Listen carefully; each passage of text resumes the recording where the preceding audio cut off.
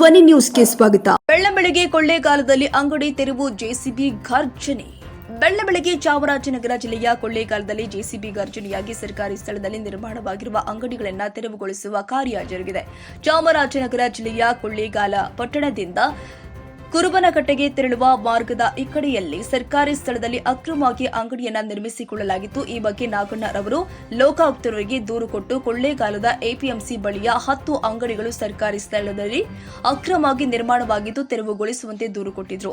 ಲೋಕಾಯುಕ್ತರಿಂದ ಬಂದ ಸೂಚನೆಯಂತೆ ಕೊಳ್ಳೇಗಾಲದ ತಹಸೀಲ್ದಾರ್ ಅವರು ಬುಧವಾರ ಬೆಳಗ್ಗೆ ಜೆಸಿಬಿ ಮೂಲಕ ಅಕ್ರಮವಾಗಿ ನಿರ್ಮಾಣ ಮಾಡಿಕೊಂಡಿರುವ ಅಂಗಡಿಯನ್ನ ತೆರವುಗೊಳಿಸಲು ಜೆಸಿಬಿ ಸಮೇತ ಆಗಮಿಸಿದಾಗ ತಹಸೀಲ್ದಾರ್ ಮತ್ತು ಅಂಗಡಿ ಮಾಲೀಕರ ನಡುವೆ ಮಾತಿನ ಚಕಮಕಿ ನಡೆಯಿತು.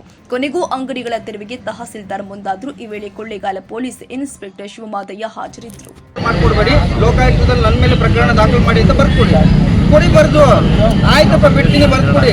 ನಾನ್ ಜವಾಬ್ದಾರಿ ಅಂತ ಬರ್ಕೊಡಿ, ನಾನ್ ಜವಾಬ್ದಾರಿ ಅಂತ ಬರ್ಕೊಡಿ. ವಾಸಿಗಳಲ್ಲ, ನೀವು ಬರ್ಕೊಡಿ. ಕೇಳ್ತಿರೋ ನೀವು ತಾನೆ, ನೀವೇ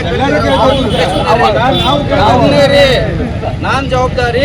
ಅವ್ರೇನಾರು ತಗೊಂಡಿಲ್ಲ ನಿಂತ್ಕೊಳ್ತೀರೇನ್ರಿ ನೀವು? ಒಂದ್ಸರಿ ಅರ್ಥ ಮಾಡ್ಕೋಬೇಕು. ಈ ಗೌರ್ಮೆಂಟ್ ಜಾಗದಲ್ಲಿ ಕಟ್ಕೊಬಿಟ್ಟು ಸುಮ್ಮನೆ ತೊಂದರೆ ಕೊಡ್ಬೇಕು. ಎಷ್ಟು ವರ್ಷದಿಂದ ಇದ್ದೀರಿ ನೀವು? ಇನ್ನೇರಿ ತೊಂದರೆ ಕೊಡ್ತಿದ್ದೀರಿ. ಇದೇನು ಗೌರ್ಮೆಂಟ್ ಜಾಗದಲ್ಲಿ ಕಟ್ಟೋದು ಏನಂತ ಕರೀತಾರೆ ಇದನ್ನ? ಮಾತಾಡ್ಕೊಂಡು ಒಂದು ಬೆಲೆ ಬೇಡ.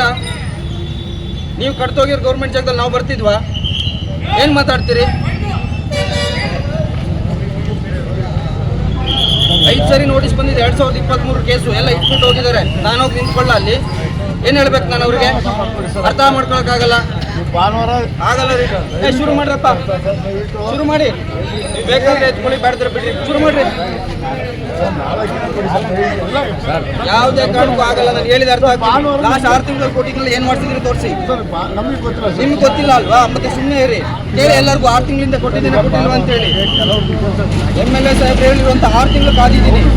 ಮತ್ತೆ 4 ದಿನದಲ್ಲಿ ಏನ್ ಮಾಡ್ತೀರಿ? ಶುರು ಮಾಡಿ. ಅದನ್ನೇ ನಾನು 6 ತಿಂಗಳಲ್ಲೇ ಹೇಳಿದ್ದು. ಅದನ್ನ ಅವಾಗ ಮಾಡೋಕ್ಕಾಗಲ್ಲ ಅಲ್ವಾ?